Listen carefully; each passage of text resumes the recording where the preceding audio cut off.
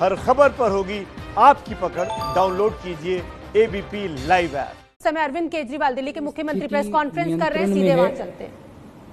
और कोई भी घबराने वाली बात नहीं है।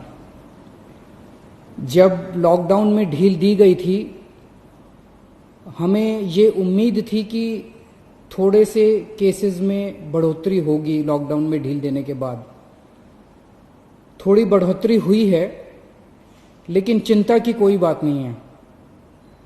मुझे चिंता तब होगी जब दो बातें अगर होंगी। एक तो ये कि अगर मौत का आंकड़ा बहुत तेजी से अगर बढ़ने लगेगा, जैसा मैं बार बार कहता रहा कि हमें कोरोना अभी कोई आज या कल में जाने वाला नहीं है, कोरोना तो रहेगा। अब अगर कोरोना होता रहे और लोग ठीक हो के अपने घर जाते रहें तो चिंता करने का कोई विषय नहीं है। तो एक तो ये कि मौत नहीं होनी चाहिए ज्यादा। मौत के आंकड़े को हम कोशिश करके सबको बचा सकें, सब मौत के आंकड़े को कम से कम रख सकें। और दूसरा ये कि जो केसेस हो रहे हैं वो इतने गंभीर केस ना हो कि हमारा अस्पतालों का पूरा सिस्टम बैठ जाए, कोलैप्स कर जाए। अगर हमारे अस्पताल इतने मरीज आने लग गए कि हमारा अस्पताल बैठ जाएंगे, हमारे मान लीजिए बेड्स नहीं मिलेंगे, वेंटिलेटर नहीं मिलेंगे, ऑक्सीजन नहीं मिलेगी, अगर ऐसी स्थिति हो जाएगी तब चिंता का विषय होगा। कल तक दिल्ली में 13,418 केस थे टोटल। अभी तक पॉजिटिव केस 13,418 आए। इनमें से 6,540 ठीक हो गए और 6,617 अभी बीमार हैं। तो लगभग जितने ठीक हुए उतने ही बीमार हैं। लगभग 6,500 ठीक हो गए, 6,500 अभी बीमार हैं मोटा मोटा। 261 लोगों की मौत हो गई। आपके सामने मैं रखना चाहता हूं कि आज दिल्ली में अपने अस्पतालों का क्या स्टेटस है, जो कोरोना के अस्पताल हैं। कोरोना के जो सरकारी अस्पताल हैं उनमें 3,829 बेड हैं टोटल। सरकारी अस्पतालों में 3,829 बेड हैं, जिनमें 3,164 बेड्स में ऑक्सीजन अवेलेबल है। मैं बार बार ऑक्सीजन इसलिए बोल रहा हूं क्योंकि कोरोना की कोई दवाई नहीं है।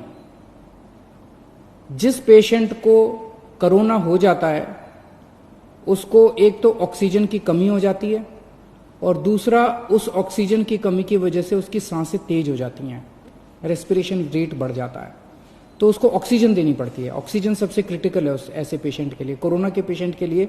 जो सीवियर पेशेंट होते हैं कोरोना के, जो मामूली सिम्टम्स होते हैं उनको नहीं, जो सीवियर पेशेंट होते हैं कोरोना के, उनको ऑक्सीजन देने की जरूरत पड़ती है।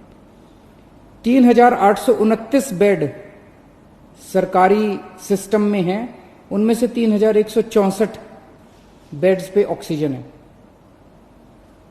3,829 में से केवल 1,478 बेड अभी ऑक्यूपाइड हैं। मोटे मोटे तौर पे अगर मैं कहूं तो 4,000 बेड हैं, जिसमें से 1,500 बेड्स ऑक्यूपाइड हैं। 2,500 बेड्स अभी खाली हैं सरकार में। 1,500 बेड्स ऑक्यूपाइड है, 2,500 बेड अभी खाली हैं। सरकार के पास 250 वेंटिलेटर हैं, उनमें से केवल 11 वेंटिलेटर अभी यूज हो रहे हैं। लगभग 240 वेंटिलेटर खाली हैं, तो अभी घबराने की कोई बात नहीं है। प्राइवेट में 677 टोटल बेड हैं, उनमें से 509 भर चुके हैं। कई लोग प्राइवेट में अपना इलाज कराना पसंद करते हैं, सबकी अपनी अपनी इच्छा है। 677 में से 509 भर चुके हैं, तो केवल 150 पौने 200 बेड्स बचे हैं प्राइवेट में।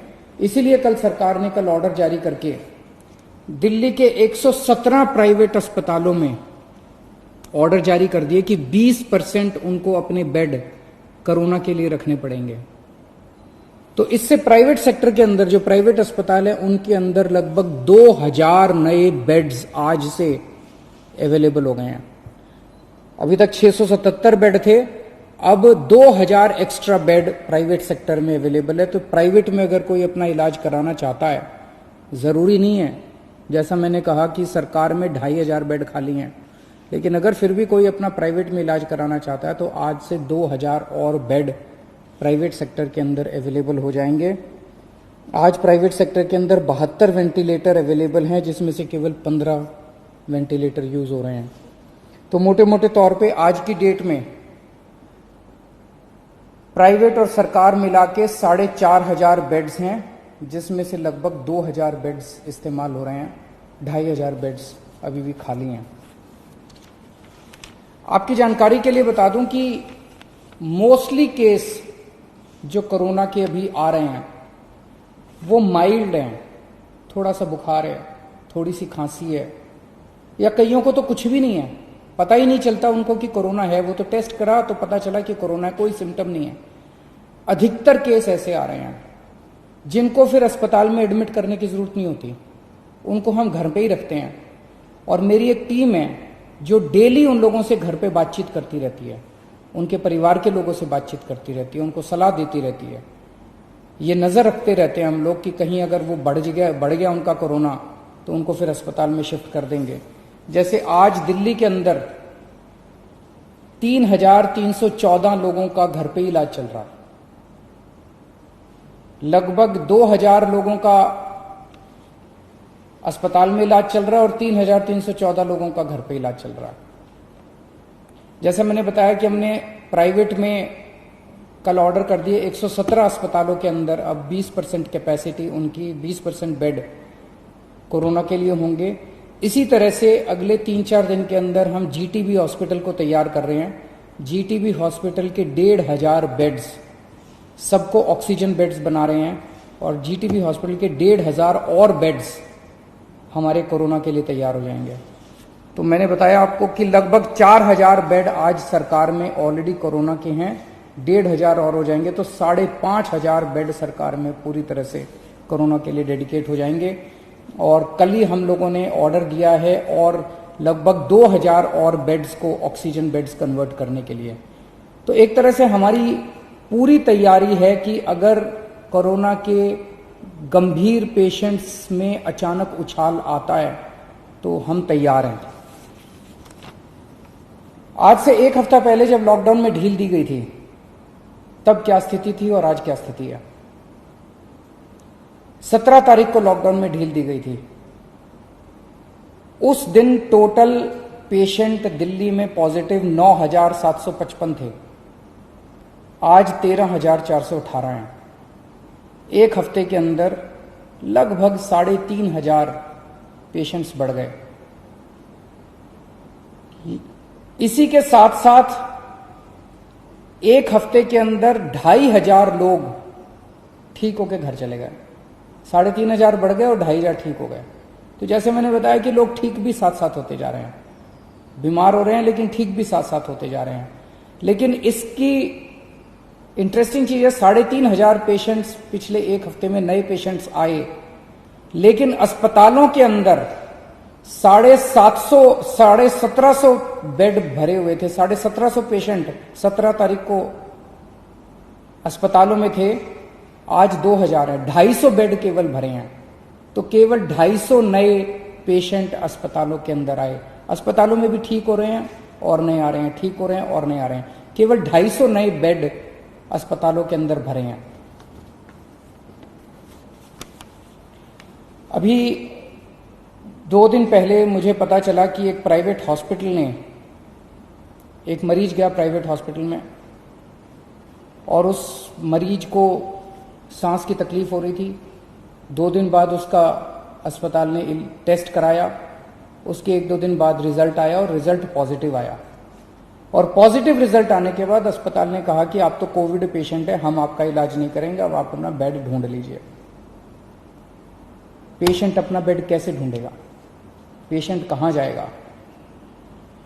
कोई भी अस्पताल इस तरह से किसी भी पेशेंट को बाहर नहीं निकाल सकता। हमने उस अस्पताल को शो कॉज नोटिस जारी किया है, प्राइवेट अस्पताल को, कि आपका लाइसेंस रद्द क्यों ना किया जाए। अगर किसी भी अस्पताल के अंदर कोई भी पेशेंट आता है और वो कोविड निकल आता है, उस अस्पताल की जिम्मेदारी है कि वो उसको अपनी एम्बुलेंस में बिठा के किसी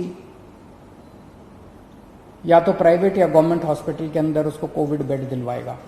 आप किसी भी पेशेंट को इस तरह से अपने हाल के ऊपर नहीं छोड़ सकते। एक जो मेरे सामने पता चला कि जो लोगों को तकलीफ कई बार आती है, जैसे मैंने अभी बताया, हमारे पास सरकार में अभी 2500 बेड खाली पड़े हैं और अब 2000 प्राइवेट सेक्टर में भी बेड खाली होंगे, 4500 बेड खाली हैं। लेकिन लोगों को पता नहीं चलता किस अस्पताल में बेड खाली हैं, लोगों को पता नहीं चलता कहां जाएं। तो इसके लिए अब हम एक सिस्टम बना रहे हैं, 2-3 दिन के अंदर सिस्टम आपके सामने लाएंगे, जिसमें अगर कोई भी कोविड का सीरियस पेशेंट है और उसको बेड चाहिए, उसको एडमिशन चाहिए, उसको तुरंत पता चल जाएगा कि मुझे कहां जाने की जरूरत है। इसका पूरा सिस्टम बना रहे हैं और 2-3 दिन के अंदर ये पूरा सिस्टम बना के मैं आपके सामने आऊंगा। फिलहाल जैसे मैंने बताया कि दिल्ली के अंदर स्थिति नियंत्रण में है, केसेस थोड़े बढ़ रहे हैं, मैं मानता हूं केसेस थोड़े बढ़ रहे हैं, लेकिन जितने केसेस बढ़ रहे हैं मोस्टली माइल्ड सिम्टम वाले हैं, एसिम्टोमेटिक हैं, उनका घर में इलाज चल रहा है, उनकी भी हम देखभाल कर रहे हैं और जो पेशेंट्स हॉस्पिटल में आ रहे हैं उनका भी हम पूरा ख्याल रख रहे हैं। बहुत बहुत शुक्रिया।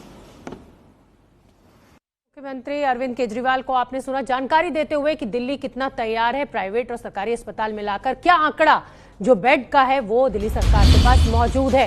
तो प्राइवेट अस्पतालों में अब 2000 बेड तैयार करने के आदेश दे दिए गए हैं। 4500 बेड लगभग दिल्ली सरकार के पास हैं। 6540 लोग अभी तक ठीक हुए हैं, 6617 लोग अभी भी बीमार हैं, 13418 कुल मामले अभी तक दिल्ली में सामने आए हैं।